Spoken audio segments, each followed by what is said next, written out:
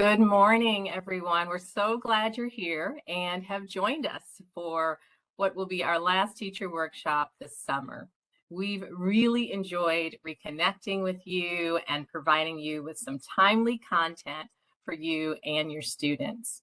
My name is Gigi Wolf, Senior Economic Education Specialist for the Kansas City Fed. And along with my colleagues here in Kansas City, Oklahoma City, Denver, and Omaha, we've collaborated to bring this summer's professional development opportunities to you. And a graduate credit opportunity has been made available from one of our longstanding education partners, Rob Catlett from Emporia State University, who also happens to be here as one of our speakers today.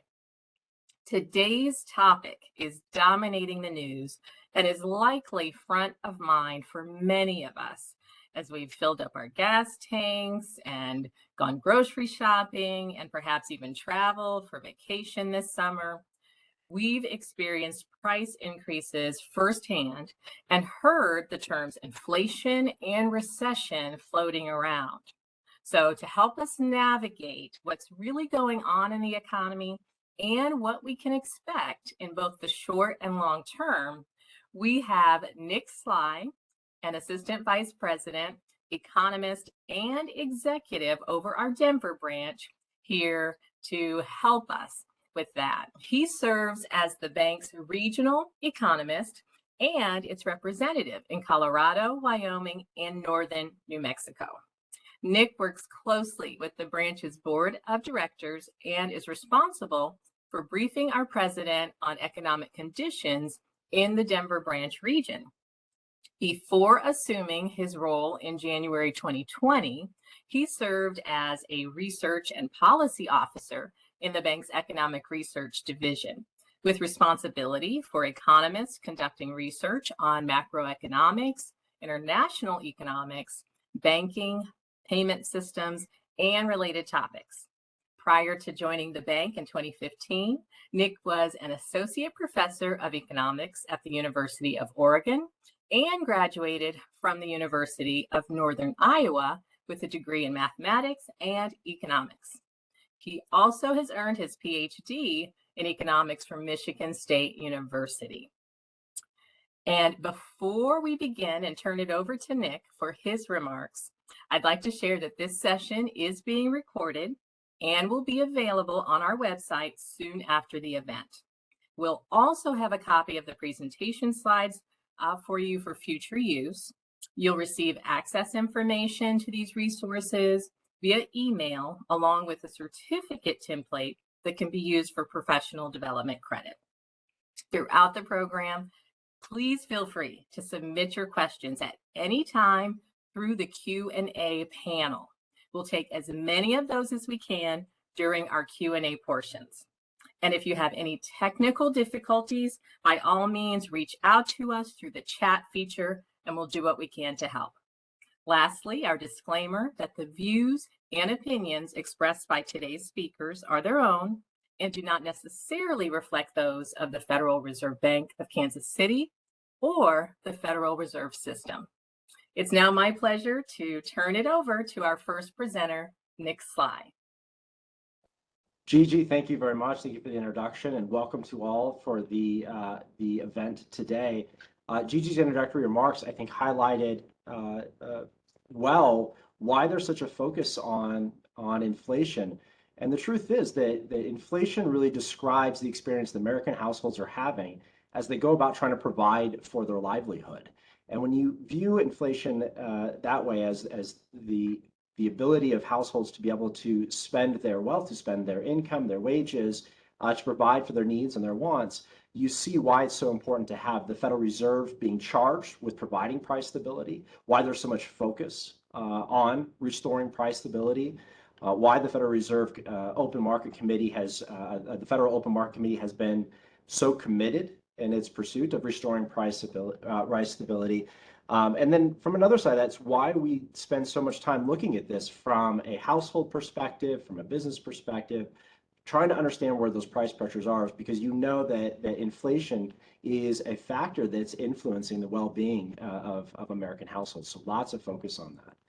With that context as a backdrop, what I'd like to do is have a brief presentation to talk about some ways to view inflation overall price growth and the way that it's measured and the way that it's targeted by the Federal Reserve with regard to that price stability mandate. So inflation itself is a description about changes. It's about the changes in prices for the goods that households are buying. Where are we now? We're at a point where that inflation rate, that change, that year-over-year growth is higher than what we've seen over the last several decades. And so for a number of households, this is an experience, a novel experience to have prices growing this quickly. It's not only above where you would see in price growth over the last several decades, but well above the level targeted by the Federal Reserve. And that's a reason that you're starting to see concerted actions by the Federal Reserve in an attempt to restore price stability and cool some of those price pressures. So the Fed is mandated by Congress with two mandates: maximum sustainable employment, but also price stability. And that mandate, that direction that's given to the Fed, has been interpreted as setting a target range for the growth of prices over the longer term, which is around 2%. But I want to be clear is what is it we're talking about that's growing 2% over the course, over year to year? What is it that is being targeted for overall price growth and measured inflation? And it really is that basket of goods that's purchased by American households. So you could think about what prices you might focus on a bit more as cost of housing or healthcare or food or fuel costs or heating costs for their homes or cooling costs for their homes as they come into the summer. It's really the combination of all of those is that typical basket where American households are spending their dollars. That's the experience that the Federal Reserve has been focused on with its target of 2%. Now, recognizing that that inflation is above that 2% target, you see monetary policy, you see interest rates and some other policies with regard to the size of the Fed's balance sheet and the guidance that the Fed is giving to about the path of interest rates. All of these are moving, what we say is they're moving expeditiously to raise rates in an attempt to restore price stability, recognizing that the experience the American households are experiencing right now is one of inflation that is too high. Okay, so I want to put a couple of pictures to words here about where it is that we are in terms of overall inflation measures. You see the dashed line here representing that 2% target. And if you go back the last 20 years, and in fact, even beyond that, of course, inflation was moving up and down around that target.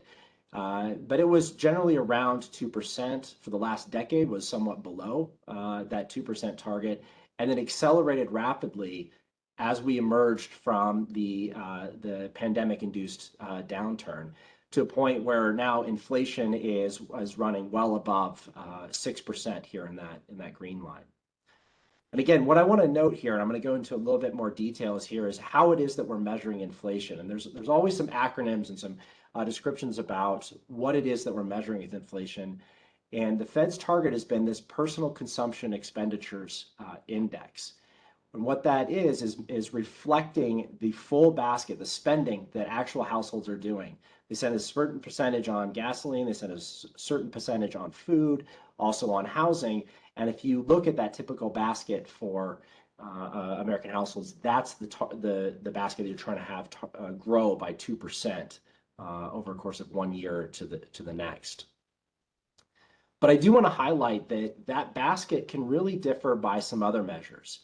So the blue bars here are showing you that preferred basket, the personal consumption and expenditures index, which is to mean the actual dollars that are spent by a typical American household. And there's a lot to that. One is, it's certainly not the case that typical describes the broad measure of experiences that American households have. You can certainly think some lower income households spend a little bit more of their income on food or even on energy prices as they're commuting to and from work, also on housing. Another thing that's reflected in these differences, as you see that the blue bars here differ from another price index that gets a lot of attention, is the consumer price index, where housing gets much more weight in that index. The consumer price index is generally reflecting more the experience that urban households are having relative to some other households throughout the country in more rural or non-urban areas. And so you can see that there's often some disagreements about how it is that you want to measure these, measure price growth over time. And another difference from here is that if you look at personal consumption and expenditures, it's the actual expenditures on month to month that people are actually spending their money on, as opposed to a basket of goods that folks were buying several years ago. Now, the CPI index gets a lot of attention because growth in Social Security payments and some other benefits programs are tied to CPI. They're tied to the CPI urban index, whereas the Federal Reserve policy is more focused on the PCE. What I hope you're taking away from this is the general understanding is there's some difficulty in thinking about what is the measure of inflation.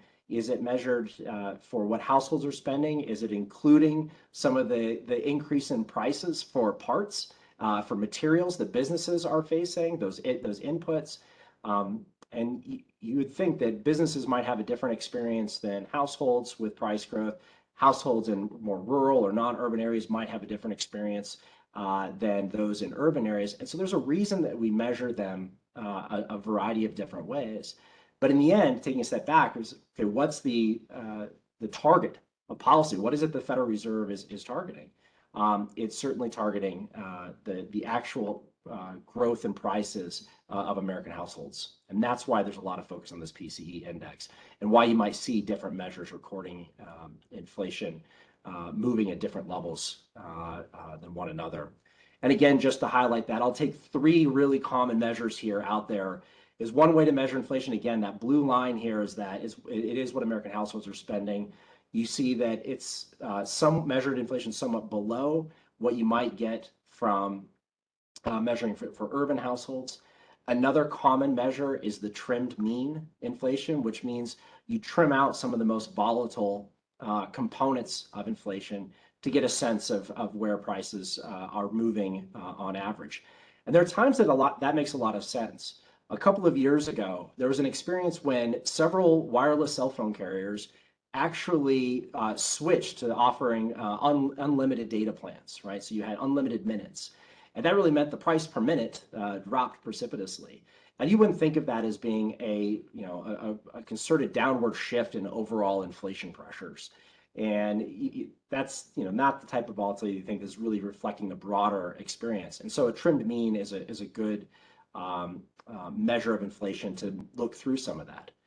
Now, in the current experience, though, some of the more volatile components are food and energy, and these are things that I think are broadly reflective of the experience that American households are having. So I think you want to be cautious of looking too closely at one measure versus the other. So the issue here is whether we're approaching 4 or 6 or 8, depending on how it's measured here. I think the fundamental issue is that by any way that you would measure it, the dollars that American households are spending aren't going as far. By any way that you measure it, inflation pressures have been mounting over the last several months. And so you see any way you measure it that those inflation pressures are moving up. And that, I think, puts in a responsibility for the Federal Reserve, which is charged to restore price stability, to act and start to counteract some of the pressures that are driving this. So I'll note that the experience that we're having right now is unique and or is different than some recent historical experiences, not just because inflation is somewhat high, but because the drivers of those inflation look very different than what we had seen previously. And so if you look at what are some of the key components that are pushing inflation up, you can look at this saying, is it the price of services? Is it the price of airline tickets? Is it the price of hotels and restaurants and travel? Is it the price of health services that we get that's really driving inflation? And that's what's reflected in the green line. Historically, that was true, that those were the factors that were the principal drivers of overall inflation. Whereas goods over the last, even if you extended further than the last 15 years that are illustrated here, goods had not been a strong driver of growth. So increases in technology and automation, some gains that were that were achieved through offshoring and global production networks drove more efficient production and actually lowered the prices of those, if not just had subdued inflation pressures. But if you look in the last several months here on the right side of this chart, that blue line well above, meaning that the inflation, the price of goods, has actually been a driver of inflation over the last several months, much more so than has been services. So it's a unique experience that the American economy has had, that American households are spending their dollars in different ways. That's creating different types of inflation pressures that we had seen previously. But again, it's not so much that it's good versus services, or whether it's you look at the more volatile or the less volatile components. I think the point is that inflation pressures have been mounting, and again, why you're seeing the pressure to move policy in an attempt to counteract that. Okay. I want to speak to the challenges that come from inflation pressures, and this, I think we're all experiencing this when we go to the pump, when we go to the grocery store, when we think about hopefully being able to travel or take some leisure over the course of the summer, is how do we feel about the rising prices? How do we interpret that challenge? Meaning, what is the consumer sentiment that in response to that rising inflation? So the University of Michigan publishes an index, this is the blue line, an index of consumer sentiment that takes into account a number of reported factors from households about how they're feeling about the outlook, whether it's a good time to buy a home or a car, or to engage in types of travel. And then the right-hand side is also from that survey, is what's the expected inflation rate? And I'll just note, if you look at the blue line and that first drop here that occurred in 2020, that's the drop in overall consumer sentiment at the initial onset of the pandemic. So this is when there was an incredible amount of uncertainty. This is before we had vaccines. We didn't have a lot of understanding about how long the pandemic might last or persist. There was a large number of individuals that became unemployed very quickly in April and May and June of 2020. And you see the drop in overall consumer sentiment that took place amid that high level of uncertainty, even before those economic programs like PPP, before the stimulus that came out from the Federal Reserve in terms of monetary policy, and before the economic stimulus payments that came out from Congress. There was a sudden drop in overall sentiment. The reason I highlight that particular drop is that where we are today, when inflation is now well below 4%, when the economy has shown several quarters of consecutive growth, but we have higher price growth than we had seen historically, consumer sentiment is actually lower than at the earliest parts of the pandemic. And it tells you that households are definitely seeing, experiencing, and witnessing and feeling challenged by the rising price growth. And the green line then is highlighting that what's the perspective when we look out, is that inflation is not just high, but there's some perspectives that it's likely to remain high over the next 6 months. And so there's, again, clear challenges to households that are feeling it. I think a need for the committee to continue to act, to take steps and restore price stability and bring inflation back in line with target. So how does that process actually take place, or what are the policies that are taking place to able to ease inflation pressures? And the primary toolkit for the Federal Reserve is interest rates. That's the tool that is used for monetary policy. And what the Fed can do is, by raising interest rates, which it's done several times this year, it's done faster than it typically does in previous economic cycles. You're seeing interest rates start to go up. So what I'm illustrating here is that what's called the dot plot. And each dot is one of the members on the Open Market Committee from each of the reserve banks around the country, who bring their district's views, their community's views to the table in Washington, but also the Board of Governors in Washington. Those folks set what they think is a projected interest rate over the coming year. And I want to point out a couple of things. First is the dots for 2022 are above where we are with the current level of interest rates, meaning the expectation, the projection is that rates are going to continue to rise to combat the inflation pressures that are there. The bulk of participants all saying that interest rates need to continue to rise this year.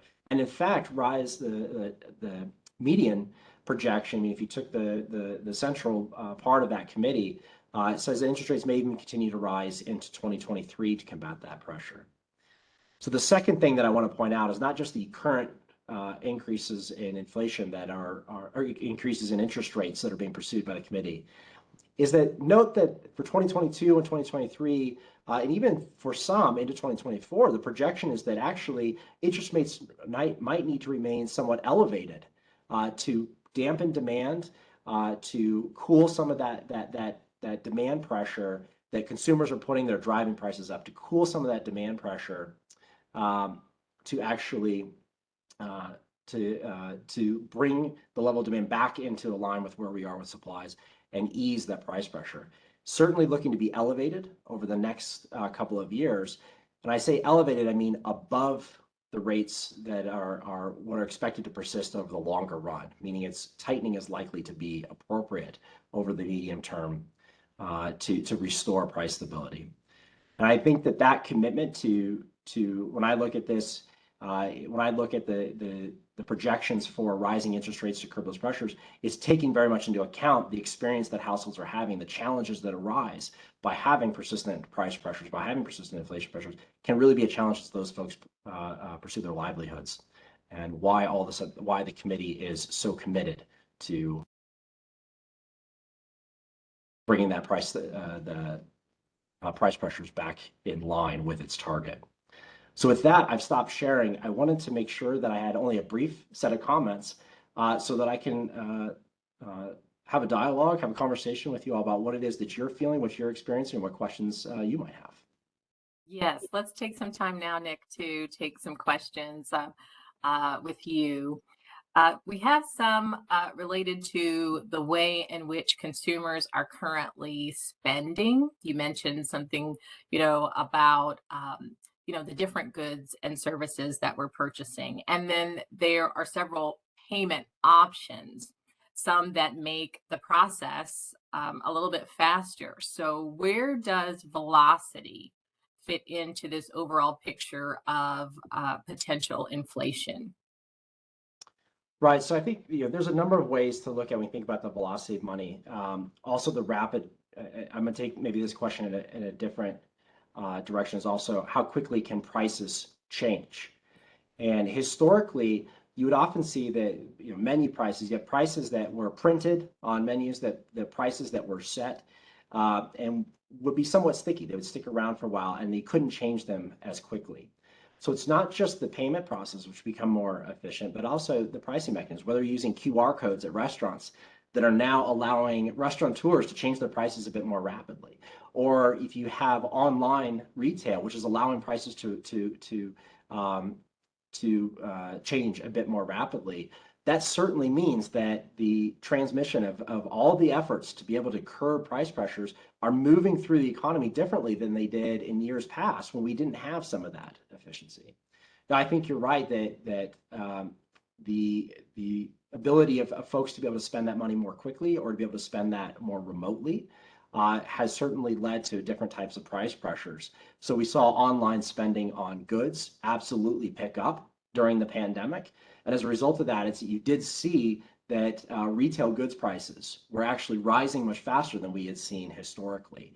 Now, regardless of, I think, the why or the how of those dollars are making way in the price pressures, the challenge then is to lean into the economy that we have today and bring demand back in alignment with supply to make sure that those prices aren't persistently growing as fast as they are now. Okay. So when it comes to the education sector, Nick, schools have budgeted for the coming year, in the last budget cycle, and yet we have all of these changing prices and volatility. So how can they counteract this? Yeah, I first want to highlight that when you think about price stability, there's all the measures. There's personal consumption, there's consumer price, there's the trip. There's all these different ways to think about where prices are going. The truth is that shouldn't be driving any of the decisions that schools are making or that households are making, right? If prices are stable, then they're really background into the thought that any growth in prices might cause you to buy now versus to buy later. It would be, should you buy a certain type of good? Should you delay a home purchase, or should you advance a home purchase because you expected those to grow? That shouldn't be part of the discussion if you had truly stable prices and expectations that they're going to remain there. So just, I think the fact that we are asking those questions, that businesses are asking those questions, highlights the inflation challenge. And for them, I think it's going to be really, it's an important challenge for the administrators, the business leaders to think about, do we need to think about additional sources of funding, or do we need to think about deferring some expenses, or do we need to think about advancing them ahead of prices? I think they're going to have some serious challenges in trying to understand what the correct path is for them forward. Now we've continued to see these prices rise. Have we gotten to a peak yet? Can we expect a peak soon? What are your thoughts about that? Yeah, I think there's all eyes on that. It would be too soon to say that I think we've been at a peak to call a victory there. And I mean that from a stance of projection. The committees continue to say, looking for evidence that in fact inflation pressures are starting to come down. I will say we have started to see some of the demand pressures start to pull back. So as an example, in housing, for example, for new building on housing, building a new house, a single family home, takes a while. And so there's a lot of construction activity still ongoing, finishing homes that were started over the last several months. There's still some work for electricians and contractors and those that are doing, building up sheetrock. We continue to see a lot of demand there. However, on the earlier end, we're starting to see, land development, the early parts of housing development and building actually start to slow. You're seeing maybe, for example, the framers, maybe not as much demand there. In commercial real estate, we're starting to hear, for overall construction activity, we're starting to see a little bit of cooling of demand for some new projects. There are some buildings of multifamily housing that maybe building large apartments or townhomes, that maybe don't make as much sense anymore. And you are starting to see that beginning of cooling of overall economic demand. We're hearing from contacts, when we talk to businesses and we ask households about what this is doing, it is starting to see some that softening of demand there, starting to cool some prices. But I wouldn't say that we've turned completely in a way that would persistently bring inflation back into level 2%. And that is to mean that it's likely going to be appropriate, from my perspective, that the committee has even stated, to continue raising interest rates to bring price growth back in line with target. Okay. And of course, the Federal Reserve's goal, or our goals, our mandates, dictate that we're going to do our best to try to avoid a recession. Yet that word is still being floated around. So, is that in the forecast? Why is there such a debate about whether or not we're headed for a recession? I think it's an important thing to be mindful of. So I'll go back to the committee puts out a projection for what it thinks, what the Federal Reserve, what policymakers are thinking is the most likely path, the outlook, and it does not have an economic downturn in put into those projections as a baseline thought for 2022. But I think there's a lot of attention to what an economic slowing might be. To that, I think there's an important discussion for us to have. If you go back 20 years, the only experience that we've had with an economic downturn, and going back 20 years, that is a big chunk of our workforce. That is a big chunk of those of us that are out buying homes or that are sending kids to college, or that are looking to go to trade schools for building new skills. I mean, that 20 years is a pretty broad part of the economy, of those engaged in the economy. Their experience has been the global financial crisis, and then also the pandemic, which were large, historic, once-in-a-century economic downturns for different reasons. And our experience was the 8.5 million folks that were unemployed in the global financial crisis, and the 20 million that were exposed during the pandemic.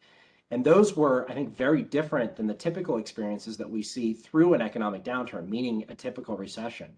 that you would have seen in the early 2000s that was pretty modest, or early 90s that was pretty modest, late and early 80s where you had some economic downturns that had moves in unemployment.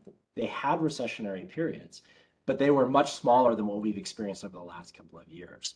So I think it's appropriate to be focused on challenges that households are having, the challenges that businesses are facing right now when it comes to, are they going to be able to continue growing their expenditures? Are businesses going to be able to continue to expand and invest?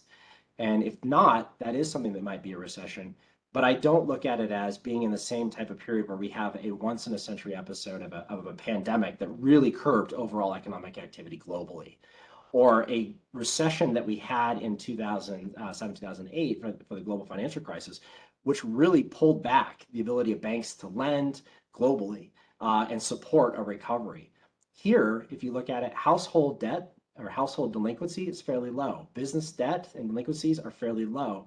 And so while you might see a softening of economic activity, that's true, where you might see something that is later classified as a recession, I want to be careful to distinguish that the experience that we've had for the last two with what has been a typical episode over the last number of years. And so I think, when we use the word recession or we use the word economic downturn, to make sure that we're baselining with one another, we're communicating together. What do you really mean? What do we understand? What do we think the challenge might be for American households? And that's going to be an important way to cast what the real risks are ahead. Okay, and Americans are tapping into some of their savings right now to kind of counteract this higher prices, inflation. So could this ultimately have a negative impact down the line when it comes to the economic recovery? Well, I might say this a bit differently. Is I'm not necessarily looking ahead at the challenges that inflation might cause for overall GDP growth. What do you think about as a recession? Right now, today, many of our households, our neighbors, and our communities are facing the challenge of higher inflation, and that's a certainty. And those challenges can be very difficult for folks who have to commute a long way for work. When you think about rising gas prices, when food gets to be very expensive, that is a very concerning experience for many households to have to go through. And so, yes, I do think that there are challenges that might be ahead as we see consumers tapping their spending or businesses being wary of rising prices. And that is a real risk. But the reality is the truth of our experience today is those rising prices that are actually creating a real hardship for some. And I think you want to lean into those pressures to try to restore price stability now. Okay, and let's just have one more question here with you, Nick, before we turn it over to Rob, and then we'll come back later on and have questions for both of you together. But when, as educators, when we're talking to students about, what's going on with prices, what can we say are the key drivers, the key factors in this increase or in these increases we're seeing? Yeah, I think one of the most important things to highlight is that when we say inflation, we're describing the experience that households are having. Because often we'll point to the price of gold, or we'll point to the price of steel or certain goods, and that is not necessarily broadly reflective of the experience that our communities are having. And so one of the first things to highlight as educators, I think, is when we mean inflation, what's the target? It's the experience that households are having. When you think about that key driver, what is it? In this context, it's too much money chasing too few goods is the easiest way to describe that. Where you have an imbalance of there's excess dollars to be spent, and that's allowing folks to be able to bid up prices and drive price growth persistently. One easy example for a way to think about this is when you look at goods, is if you had excess savings sitting at home and you couldn't travel, couldn't go to restaurants, well, then you can start going out to try to buy used cars. So you can try to buy campers or things that help you travel. With a large number of people having the dollars to be able to go and do that, they can afford to bid up those prices. And it's that excess demand, the extra dollars, the too few dollars chasing too few goods, that imbalance that drives inflation over a persistent side. Okay, okay. All right. Well, now we're going to switch gears a bit and hear from our partner, Rob Catlett, who is going to help integrate some of this expert data and analysis into the classroom environment. My friend Rob is a Roe R Cross Distinguished Professor at Emporia State University, who, like Nick, wears a couple different hats. He serves as the director of the university's Center for Economic Education, is an associate professor of mathematics and economics, and is the Center for Community Research Director, serving on the executive committee for the American Democracy Project's e-citizenship initiative. Rob earned his bachelor's in university studies and his master's in economics, both from the University of Nebraska. He has conducted research on applied econometrics, economic conditions, and civic engagement, and actively participated as a member in several economic associations and community initiatives. Rob, I'll now turn it over to you. Thank you, Gigi. Hopefully everybody can see me. I am Yes, going we to, you can, good. And Gigi, don't hesitate to interrupt and keep me on task and on time. Thank you. Okay. It's a delight to be here. I was going through the attendee list and I recognize several people. I wish we could interact more. I'm going to go to my, I'm going to share my screen. I think I'm going to at least try it. Okay, and you're seeing the bottom part of that at the end of it. We can see your screen now, Rob. Okay, good. So we want to start the slideshow from the beginning. And now, can you see that? And Gigi, are you in the corner of my screen? We can see your screen. Okay, good. But you're not seeing you and me and Nick Sly over there in the far right, are you? It depends on the layout that an individual's selected. So. Okay. No, I'm talking about this. As I'm moving this around, do you see something moving around in the center of your screen? No. Okay, good, good. Because that's the controls for this, I think. Okay, so come on. I talk to myself often. And there we go. There we go. This is me. I alone am responsible for any views and opinions expressed. The typical disclaimer. Okay, we're going to go through these things pretty quickly because some of you, like Val, have a lot of experience with this and I don't want to bore you with it. And you're welcome to these slides later. If Gigi can't send them to you, I'd be delighted to send them to you. So we're going to have some teaching tips and we're going to do some interactive things with Jamboard if that works. Okay, so any of you who are educators teaching anything about economics, Econ Ed link is free. I'm going to go out there for a second, show you what it's like. And I would strongly encourage you to create an account. They don't hound us for extended vehicle warranties or anything like that. And it's helpful because you can save a lesson. So we're going to go to Econ Ed link if this will work. And you're going to see something like this. And then you move Gigi and Nick around a little bit. So then you can search on anything you want. I would encourage you to click on the sign up button and sign up for it. You have the verification email and things like that. It's straightforward and it's easy, but you don't have to. Once again, I strongly encourage it because you can save things. So then we can look at stuff like inflation. And I'm actually going to go to the number 2 one here. This is from Scott Walla. And Econ Ed link has ready-made lessons for us. So we're going to scroll down for just a minute and look at some of this. And those of you who are educators may recognize essential questions. Those who are not in K-12 education may not recognize that as much. What do the current inflation data say about the health of the economy. And you can read that. Once again, we're going to go through it pretty quickly. You know, I could say, okay, blank, blank. What is inflation? And this morning I did it. It was pretty close to being on target. So it also talks about personal consumption, the personal consumption expenditures, inflation data, and the CPI, as Nick was talking about. It goes into more detail if you would like. We don't have the time to do it here. So it talks about analyzing CPI data. So we're going off to the Econ Ed link. This stuff is ready-made for you. You can print this off, use it in your class.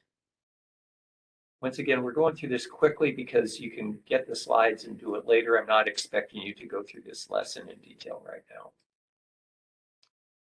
And we can talk about calculating it.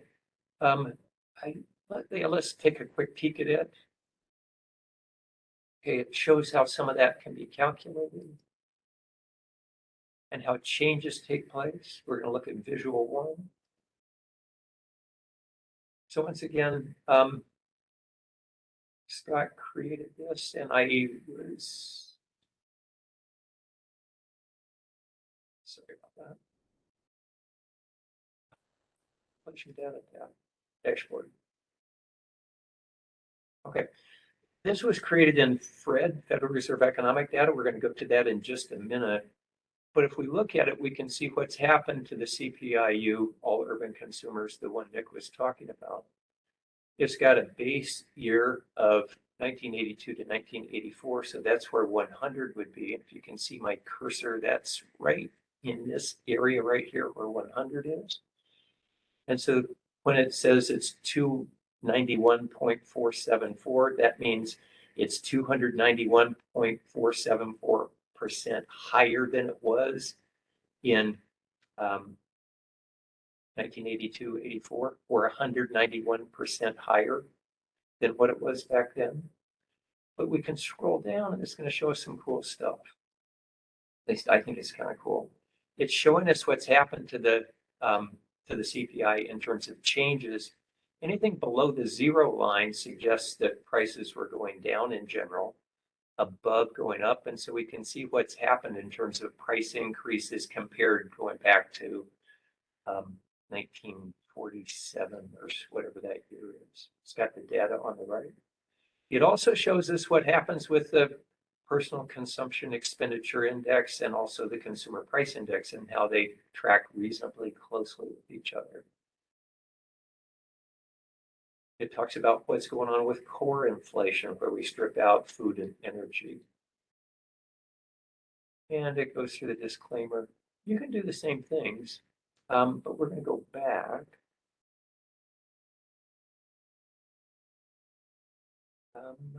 And we can look at some other stuff, but let's go back to, got way too much stuff on my screen.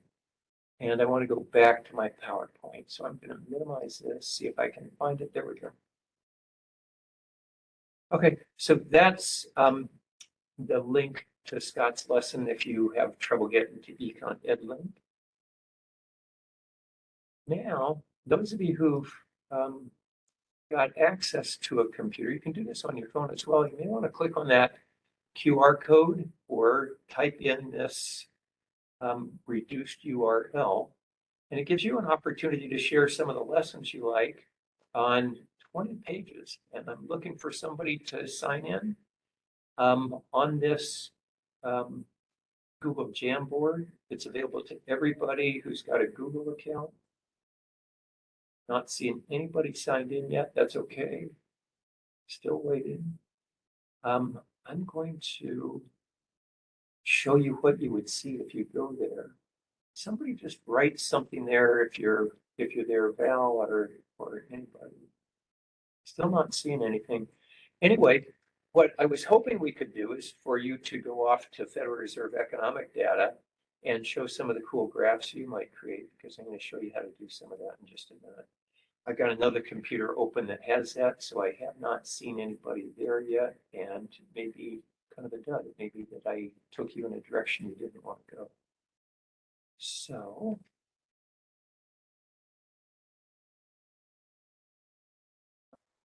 So we're going to be able to go out and create our own graphs using Fred. Cannot get the QR code to work. I'm sorry, Amy. Let me go back for just a second, if I can.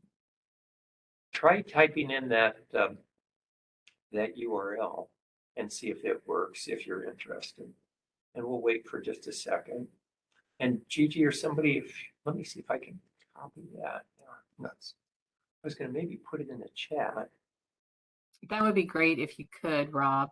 Yeah, I'm struggling with that. So, are you referring to the one that's this one here next to the QR code?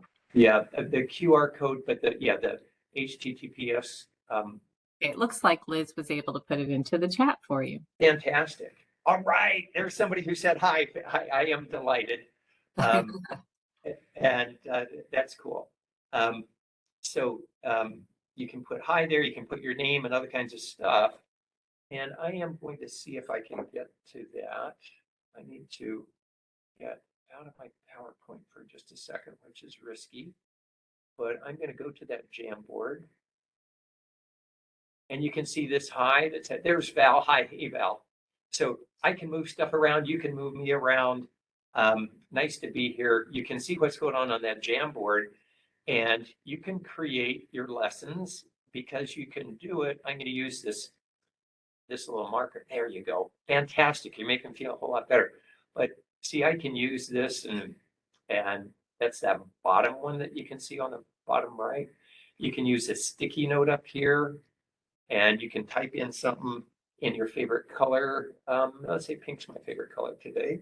And I'm a slow typist. Get it to work.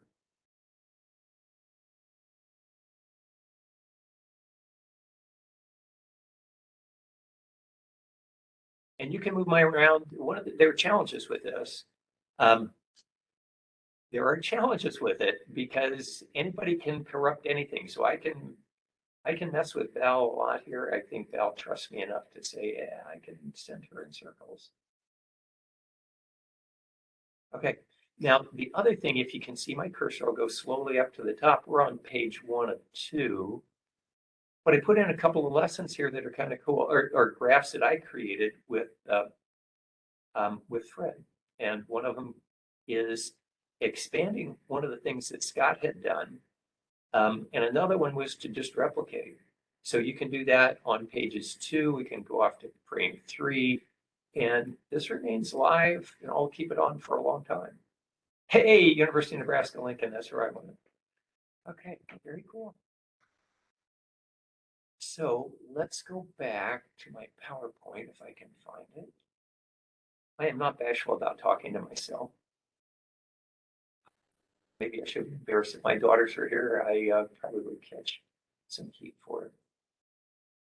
Okay, so I'm going to go back up.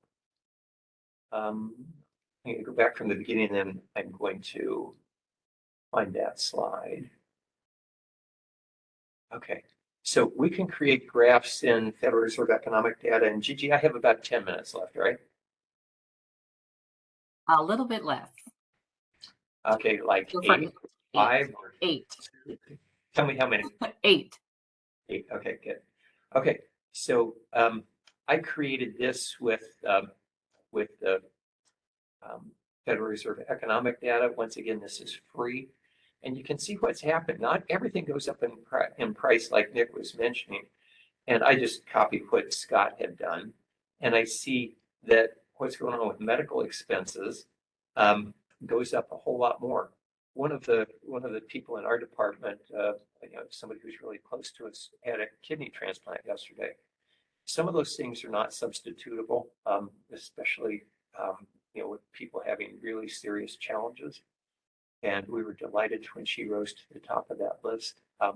Some of the things that are in our life, it can't be measured by prices, and inflation is mostly talking about measuring things, but some of the most important things in our lives can't be measured.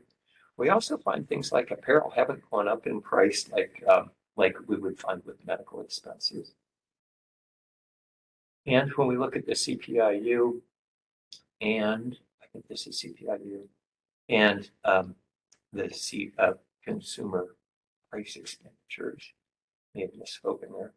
I ended up changing the legend on that because I went back and had the opportunity to fix that to go to 2002 equals 100. Okay, so you can create the same things. You can use them in your class. It's cool because you can download these. Once again, that's at Federal Reserve Economic Data. For just a second, Federal Reserve Economic Data. And I just typically type in Fred in a Google search. Okay, and if you create graphs, go ahead and put them on the Jamboard. Many of us are going to look at this minutes and hours, maybe even days after this webinar. Okay, now a couple of things that I think are kind of important for us to recognize is fighting inflation with policy has some issues. I'm not part of the Federal Reserve. I'm not part of the United States government, but always we face these kind of lags. We've got to recognize there's a problem. Then if we're going to use policy to try to combat it, and sometimes that's indicated, sometimes maybe contraindicated. How long does it take to implement those lags? And then how long does it take them to work? So recognition lag, the Federal Reserve and the Congressional Budget Office and others have similar issues. It's challenging to figure out what's going on in the economy. And then once we figure that out, then how long does it take to implement changes? The Federal Reserve is incredibly quick in making changes. The Federal Open Market Committee, the basic policy making arm of the Federal Reserve, meets every 6 weeks or so. They could meet more often if they absolutely need to. And so they can implement changes rather quickly. If we wanted to change it through tax policies or government spending at the federal level, I think you can recognize it would take a while for Congress to come to a consensus on what should be done. And then how long does it take to work? Fortunately, the Federal Reserve can act quickly. It takes usually months up to years for the Federal Reserve's policies to have their full implementation. The federal government has a little bit more precise tools. It doesn't use them, in my considered professional opinion, as precisely as it might. Okay, I like to use an analogy of driving, maybe a railroad train, because we're not steering right and left, with flat black paint painted on the windshield and on the side windows, because we don't know what the future is. None of us do. We can guess at it. And he, she, or they who lives by the crystal ball ends up eating ground glass. It's kind of the analogy of econometrician. Okay, the side windows are also painted flat black because we don't know exactly what's going on today with our economic data. We've got kind of a narrow window in the back that, kind of the back window has a part that we can see in retrospect with a little bit of clarity. We need to know when to apply the brakes when the economy starts speeding out of control and when to apply stimulus. But when we push on those brakes, it doesn't stop immediately. It could potentially with some fiscal policy, but it takes a while for that to act. And it also takes a while for us to push onto the gas pedal or the throttle. It's like driving a big aircraft. The pilot counts 1,001, 1,002, 1,003 after changing the thrust on the. So what can we do as educators? I went too far. Attempt to explain inflation and factors in influence it. Inflation has really serious consequences. In my considered opinion, inflation is probably even more severe. Once we get into that, it's really challenging to get out of it. We can attempt to reduce the political rhetoric, trying to blame one party or the other. In my considered opinion, is a mistake. It's not to say people don't have some blame in organizations and entities, policymaking entities don't have some blame, but casting blame probably isn't wise in terms of getting our students to understand it. Inflation is a serious issue around the world. It's not confined to the United States. What can we do as educators? Continued. We can recognize that people try to mitigate the impact of inflation by substituting. We're cutting spending in some areas. Substitution away from more expensive items, thrift stores, making different food choices, setting our thermostats to less comfortable temperatures, riding the bus instead of driving. We're role models. Whether you like it or not, we are role models as educators. And teaching with empathy is something I would strongly encourage you to consider. In my own personal case, I am incredibly comfortable shopping at thrift stores. The shirt I'm wearing came from a thrift store. I was president of our faculty a few years ago. I ran into another president of the faculty walking into the Goodwill store here in Emporia. Smile, greet people, don't look down, greet them. That's what I do. You don't have to emulate me. I ride a bicycle all the time. Fuel prices don't have much impact on me. I rode a bicycle every day to work last year, even in the snow. I kind of enjoy bikes. I walk. Last week I was in Minneapolis for the American Democracy Project. I rode the city bus, stayed in an Airbnb instead of staying in a fancy hotel. It was less expensive for the entire time there for 3 or 4 days to stay in that Airbnb. The bus had no bus fare. And it was, I was there with a smile on my face. That's me. You're going to have these slides. Don't hesitate to reach out with questions, and I'll attempt to answer them in a minute. But in the meantime, maybe some tranquil things. And you can have me stop sharing now. All right. Thanks, Rob. Now let's have both you and Nick back to field some more of these great questions that are coming in. Nick, in reference to what you said earlier, that banks were unable to respond globally in the pandemic, there's a question about what you meant by that, and can you provide some examples? Certainly. So during the global financial crisis, talking several years ago, which, just to be clear, when we say what was in fact a financial crisis, there was on banks' balance sheets, they had some debts that were difficult to service. They were not being repaid given the severity of the economic downturn. And that created a real constraint in the amount of money that banks had to be able to lend. And so it was often called the debt overhang that came from that. And it really was a number of years before several banks were in a position to try to take on some of the risk of new construction projects, right? To build new office towers, or to build ice arenas or car washes, or to fund new businesses. And if they didn't have the confidence that they had the liquidity, the credit to be able to extend, that can really hamper some of the economic recovery. And we experienced that while from 2010 to up until we had the pandemic was the longest economic expansion on record, it certainly wasn't one of the most robust or quickest or fastest that we've had on record. And I think a part of that is the fact that banks, but also households, were dealing with some of that debt that was left over from prior to the crisis. And they had to that limited their ability to spend and take on risk, to borrow and continue to purchase. But you fast forward to now, it's a little bit different circumstance where the bank's balance sheets look better than they did prior to the crisis, to the financial crisis, and even actually prior to the pandemic. Household balance sheets and the level of delinquency, their credit performance is looking pretty good.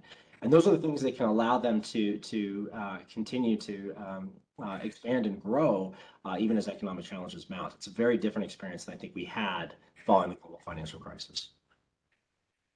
All right, and this one's for you, Rob, about students' perception that stimulus checks are what can cause inflation. What are your thoughts, or how would you respond?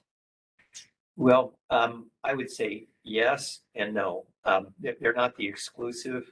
Anything that contributed to additional spending that exacerbated any shortages that might have been there probably had a role in it. We also, many of us, weren't spending as much during the pandemic, and so we built up accumulated funds. So economists like to make a distinction between stocks and flows, that is, like a body of water in a lake versus a stream where we measure flow. So when we talk about acre feet of water and gallons per minute, there's a difference between a stock and a flow. So we talked about income being a flow and wealth being a stock. So if we think about the kind of funds that are in our checking debit accounts and our savings accounts, any currency we've got, we generally consider that a stock, and our income is flowing in. So those of us who were fortunate to have employment during the pandemic had flows of income in. We weren't spending as much, so we accumulated more wealth. So when we had more money to spend, many of us did that, and that tended to contribute to some, it tended to exacerbate some of the shortages that started to develop. Some of us hoarded things. My wife passed away during the pandemic, not from that, but she was really afraid we were going to run short of toilet paper, and it's been well over a year, and I haven't had to buy toilet paper since the pandemic started. She even bought toilet paper from China. So people start to respond in predictable ways, and they substitute. But one thing, in my estimation, it's not one thing that caused inflation. Certainly, the government spending in excess of its tax collections contributed to it, and those stimulus checks had part of it. Potentially, the Federal Reserve's relatively easy money policy had people borrowing more. I'm not blaming the Federal Reserve for inflation. I think they did exactly the right thing by trying to avoid Great Depression #2, and to recognize we were in some really serious challenges. We don't see the future, and so we do our very best to come up with different policies. But I would say yes and no, because there are several contributing factors. Okay, now Rob, you mentioned globalization in your remarks, and we've also had some questions come in about that. So we see some things going on, in reference to China's lockdown related to COVID.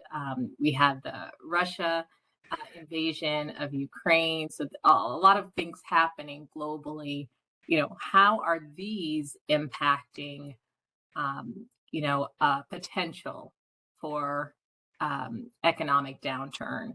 And then, after Rob, you respond to that, Nick, it would be great to hear, how do these global factors affect the Fed's ability to do what we're tasked to do? Okay, first of all, I'm of the considered professional opinion that globalization tends to help most societies and most people, but not everyone. And it can drive down the cost of goods. It tends to create a more efficient allocation of resources. So instead of us making shoes here in the United States, we might make them in countries where we've got a greater abundance of labor. So in general, I'm in favor of things with globalization. There may be some exceptions. One of the things that has happened is because of so-called supply chain issues, we've got increasing transportation costs. This morning on National Public Radio on their Market Watch or Money Watch that happens at 10 minutes before the hour, before 8 o'clock here in the Central Time Zone, they were talking about how costs had gone up by a factor of was 1,000% higher in terms of shipping costs. So shipping costs were higher, and it wasn't that, it was Jim Cramer or something else on one of those shows that was just trying to catch the latest stuff. So that was not National Public Radio. I gave the wrong attribution there. But with higher expenses, it means goods are likely to be more expensive because of those higher costs, and it is likely to change the dynamic. And it means that we're likely to have fewer goods and services over our lifetime. So I strongly favor globalization with some qualifications in there. Okay, and then Nick, how does that impact what we're able to do as an institution? Yeah, I think this is a really important question to understand. I think not just for households, but policymakers, I think, pay a lot of attention to how able their policies are to affect some of the inflation pressures that we're seeing. So historically, we had this issue, Robert's talking about, that folks were staying at home and they were spending more on goods because they weren't traveling, going out to restaurants, and that led to some inflation pressures really showing up in goods. With the Delta variant, the Omicron variant, we had the pandemic last a little bit longer. This meant there was more dollars that were being distributed out there, and that was one type of inflation pressure that came out. Then we get to February of this year, and although we had already had some rising commodity prices, corn was getting more expensive, gas was getting more expensive already.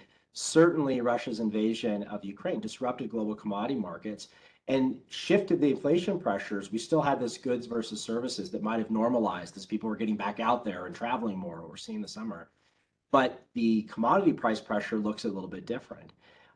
That's also different than things like used cars and homes, which respond very directly to interest rates. So Gigi, I think it's an apt question because just those three things that we've talked about have been very salient for the last 6 to 9 months in terms of the experience households are having and the inflation pressures.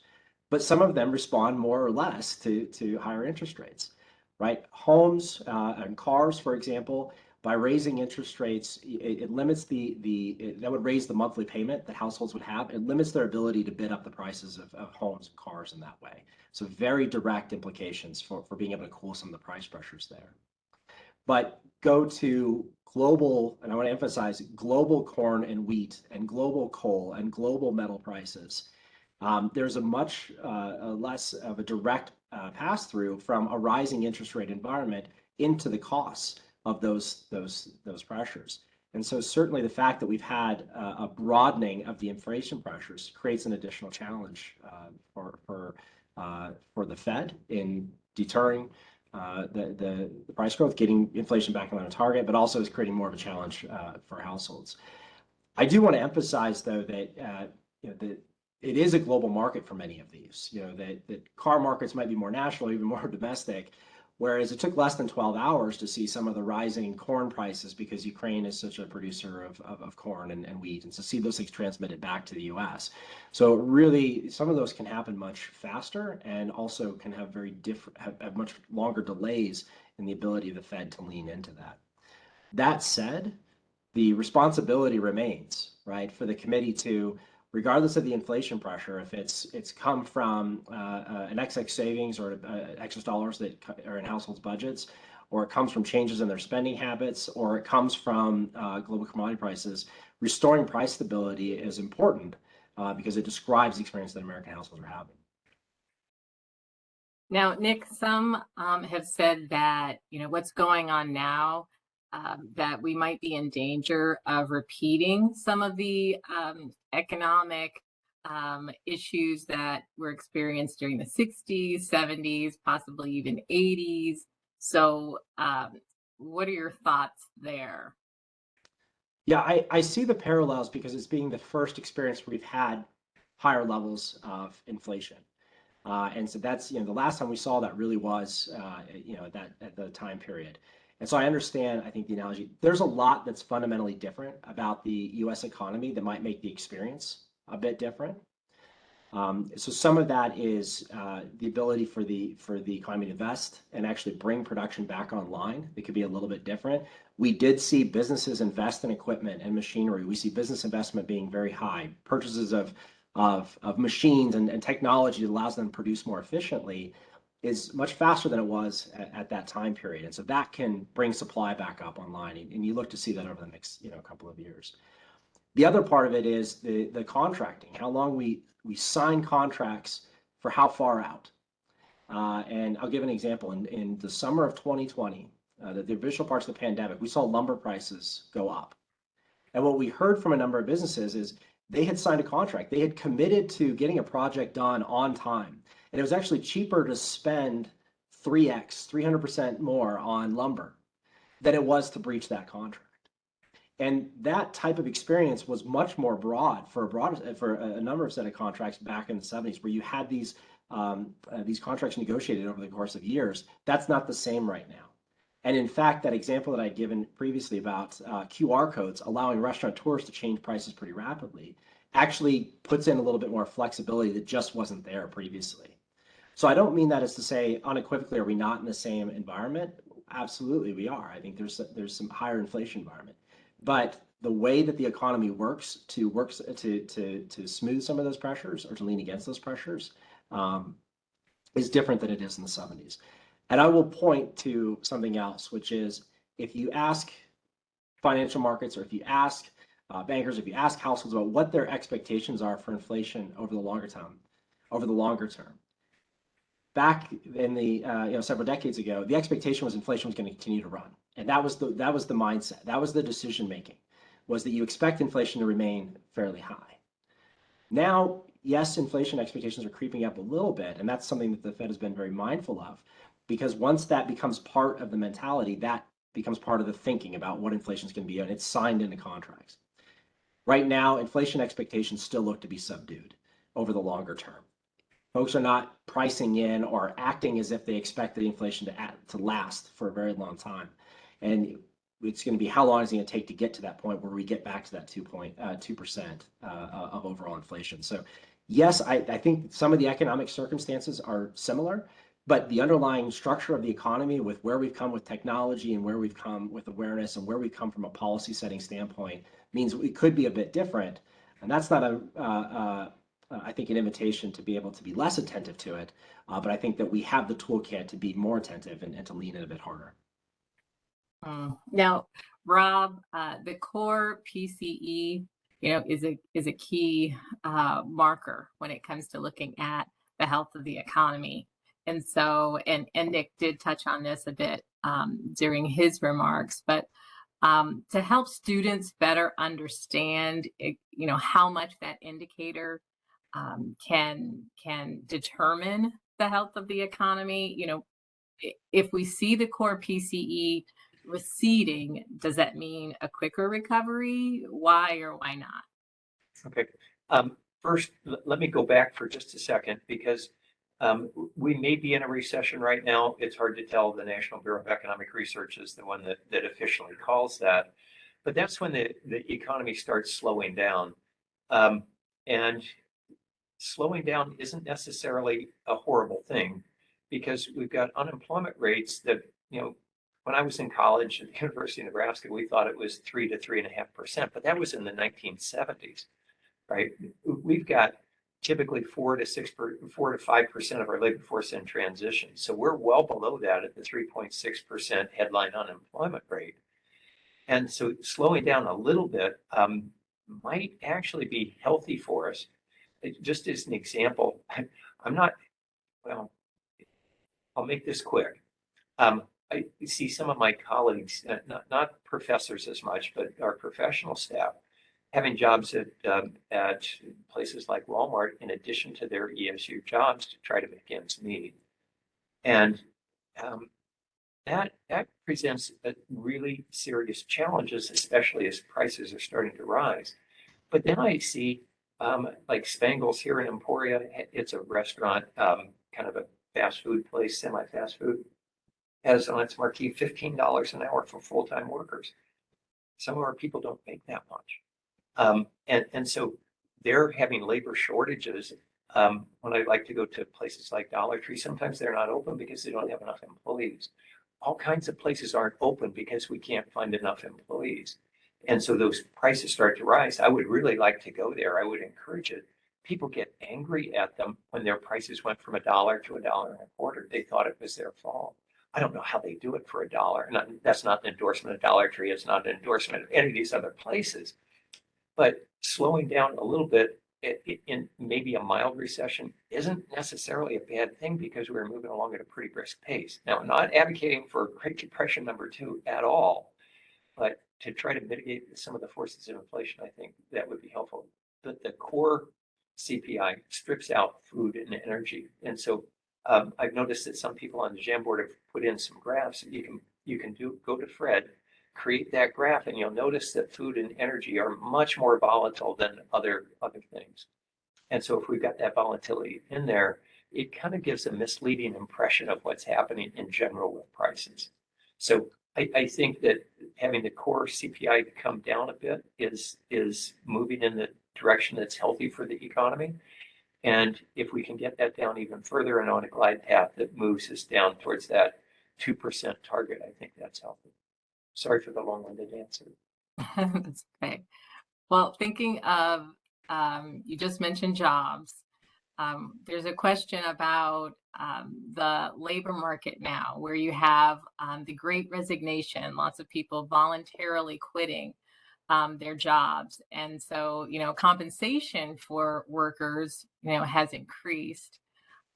So, Nick, why might this be harmful to economic conditions?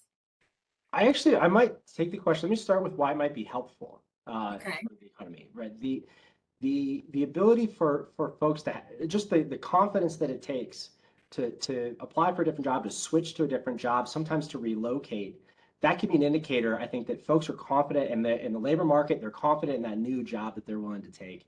And so you can see that as being an indicator that they're voting with their feet to be able to move.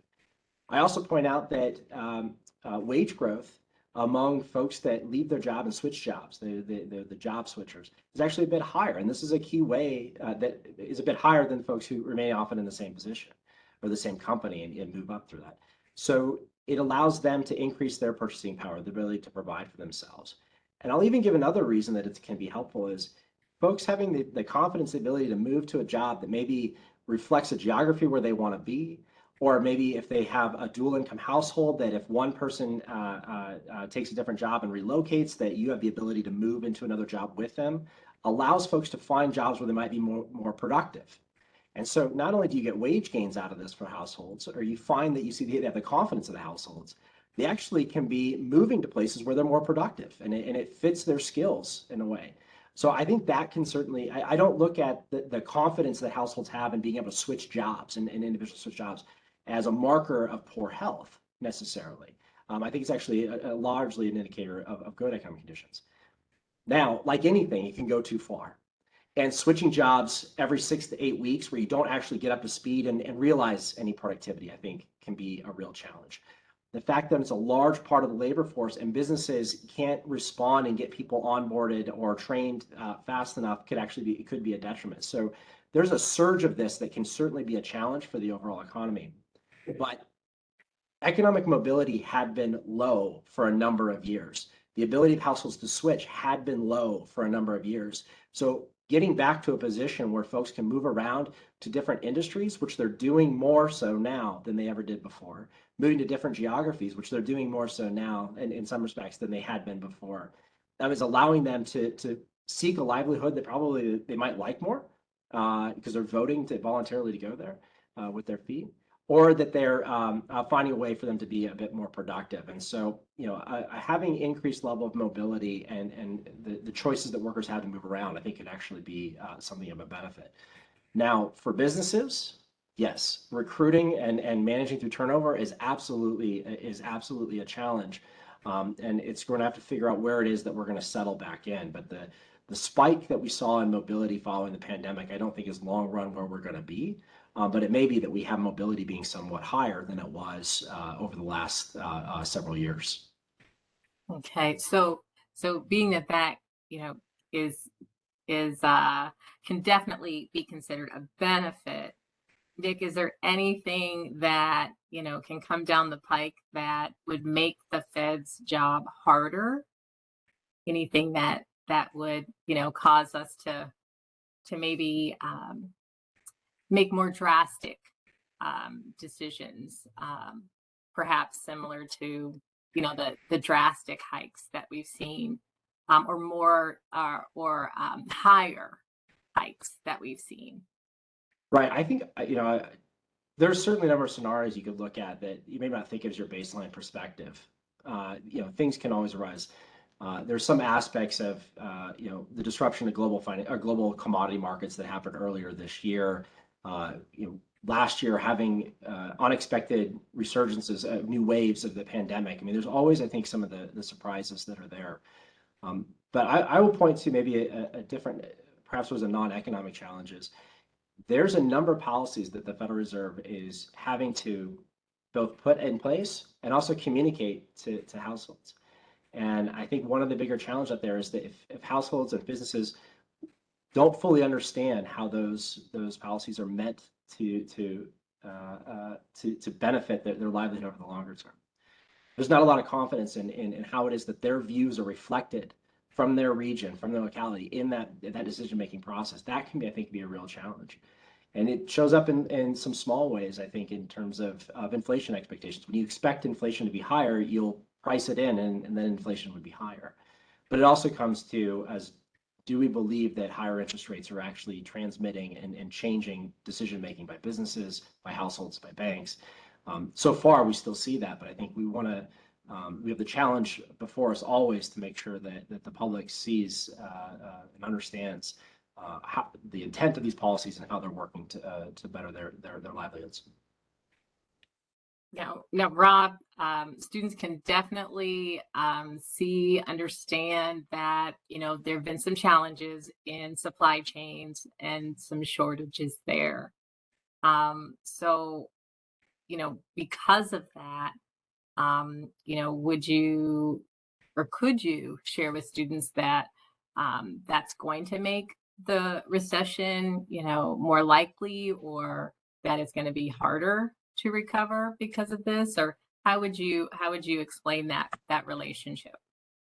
Well, that's an excellent question, Gigi. It's complex because when we run into supply chain issues and let's say that demand is surging, like we were talking about with some of the funds that people had accumulated during the pandemic.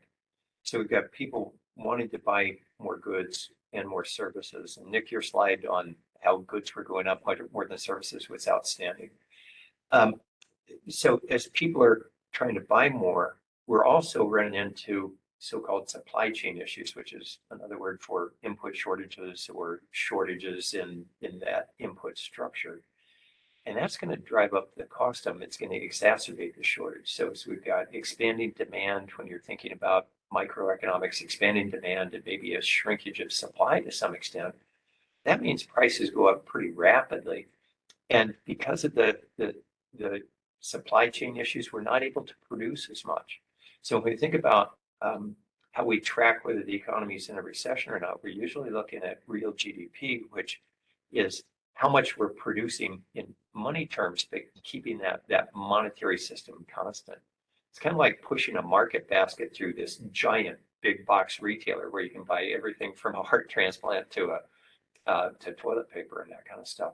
And you roll back the prices to what they were like when somebody graduated from high school, and we see what is that same market basket today. That's how we're going to see what's going on with inflation. Over time, some of those things have increased in quality and other kinds of things. That's why we need to change those base years frequently. But the main point is that we've got two things going on. One thing that's slowing us down, the supply chain issues, and the spending that's still pretty strong. So with both of those together, that tends, I think, to start pushing up prices. Not just one going up, but both of them pushing them up together. Slowing the economy down, higher prices. Mm-hmm. So, Nick, in what ways could inflation be addressed with the different levels of household income? You mean in terms of policies, or is the question about what behaviors you might see households coping with? They say that an additional part of this question refers to the fact that, even with stimulus checks, there's still some people who are struggling. So, yeah, I think that's right. I mean, higher prices are a challenge differently for various households, right? So we're hearing some feedback from businesses that it's harder to recruit folks that live further away now because now the gas prices are a real concern in a time when it was already challenging to recruit folks. We know that lower income households often tend to commute a bit further to their jobs, and so for them it can bite. So I think it's a particular challenge for low to moderate income households is the food and gas prices, which are growing faster and are a bigger part of their overall expenditure where they spend. And so some of those choices to be able to facilitate if remote work were possible, or to find jobs where they're located a bit more in proximity, or if they find alternative ways to travel, I think that can ease some of those more immediate pressures. I think you see the rising interest rates leaning against some of the housing price growth already. You can see that challenge in housing, I think, which may stick around for a bit, but it's you're seeing some pressures to lean against that. Businesses, I also see adjusting some of we think about just the different behaviors. What are the different ways that people are managing through these inflation pressures? Businesses are telling us a bit more of how they compensate workers is shifting a little bit differently, offering bonuses and gas cards, right? Or offering bonuses that are tied to performance to make sure that they can pick up and share some of that risk, some of that challenge of that households face of trying to getting into work. And so I hope what I was describing here, when you think about the different challenges here, is there are a number of things that households can do to alter some of their behaviors. Businesses too can do some things. There's some policies that are being enacted. And so I think it's a broad concerted effort to try to reduce some of those inflation pressures. And again, the goal is to get to a point where you have stable prices, that this isn't even a consideration, right? We don't think about this when we decide what and where to eat or what and where to work. And here's a policy related question, Nick, in that rising interest rates, could one day lead the central bank to pay out more in interest than we earn. So, could this be an issue down the line? Yeah, so I think there's with higher interest rates, so that the borrowing that would come from the federal government can be a little bit more expensive, and I can make the debt service on that a bit higher. It could mean that the new borrowing that out there is more expensive than what's actually being held on the Federal Reserve balance sheet. That said, though, is the way that the Federal Reserve has announced it's going after managing its current assets. It's not selling those. It's letting them mature. It's holding them mature. They're still earning an interest rate and bringing that income in. So you have to watch how far I think that goes, but you can see it certainly putting some pressure on not just the federal government in terms of the debt that it has to issue, state and local governments, and the amount of, because they're issuing bonds and debt, the price of that debt is certainly going up. And without seeing the question, I think if you think about the challenges from the spending side, absolutely. But on the Federal Reserve side, I think that's partly managed by the fact that the securities that the Federal Reserve holds are just they're being held out to maturity rather than liquidated or sold in a certain way. And here's a question that I think might be good to hear both of your perspectives on, in that your thoughts on the child tax credit, whether or not it should be reinstituted to help struggling families potentially reduce poverty. Could reinstituting it contribute to higher inflation? So, Nick, from the Fed or policy perspective, how would you respond? Yeah, if from the Fed perspective, I'm still always speaking for myself, but I will say that this is a fiscal policy on a measure, and monetary policy acts independently of that. But I wouldn't make recommendations on a fiscal policy program one way or the other. So I think this is something that voters and constituents are going to have to manage with their elected officials. And then Rob. Yeah, I'm not a Fed, so I have a whole lot more freedom than Nick might have right here. Personally, it doesn't help me, but I think it's maybe the right thing to do. And it might contribute to some increase in inflation. The increasing income disparity and wealth disparity in our country is getting wider, especially among non-whites, especially in urban areas. When I was in Minneapolis, I went to a convenience store because I wanted something pretty cheap to eat. There was a food desert in the middle of Minneapolis. There were teddy bears and flowers around from a young girl who had been murdered there. She was 6 years old. Oftentimes, inflation and other kinds of things have consequences that we don't think about. When people are frustrated, they can't get enough food to eat. The quality of food, lower quality food is generally less expensive. Often we don't think about those things. And families with children, especially lower income families with children, I am willing to pay higher taxes personally so that they have the ability to get by.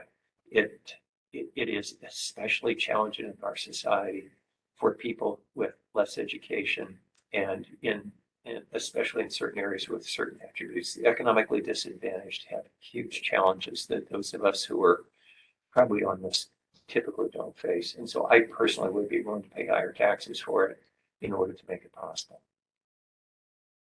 Okay. And Nick, we had several questions come in related to some of the charts that you shared, some of those graphics. Would it be possible for folks to connect with you offline about that, or to send questions through me to you? Certainly, I think we'll make the slide deck available, but yeah, help build an understanding for this. Absolutely. Okay, great. Well, I'm afraid that's all the time we have today with our two speakers. So thank you to both Nick and Rob for your time and your expertise today. You've not only helped us, shed some light on this complex topic for, us as educators, but also hopefully alleviated some tension or some fears that may have been out there about this topic. So thank you for that. Your expansive knowledge has been invaluable to hear, and we know it's a rare opportunity to have direct access to a Fed economist as well as an economics professor, both immersed in this subject, but from varying perspectives. So teachers, we've enjoyed having you with us for a few workshops this summer and look forward to another opportunity to connect with you. Don't hesitate to reach out if you have any questions for us, if there's anything that we can do to make teaching economics, personal finance, or career preparation easier for you. To access all of our resources, you can visit us on our website, the Education tab, kansascityfed.org/education, or you can find materials developed across the Federal Reserve System at federalreserveeducation.org. The lessons, activities, online courses, videos, infographics, and much more are all available to you at no cost, and we're always in the process of developing more. If you could, please take a few minutes when the workshop ends to share your feedback through our survey. It'll pop up on your screen as soon as you close the event. You can also let us know through the survey what other topics are of interest to you and your students that you'd like to learn more about. So thank you again for joining us. Please stay safe and enjoy the rest of your summer. Take care, everyone. Thank you all, and thank you, teachers, for all that you do. Thank you.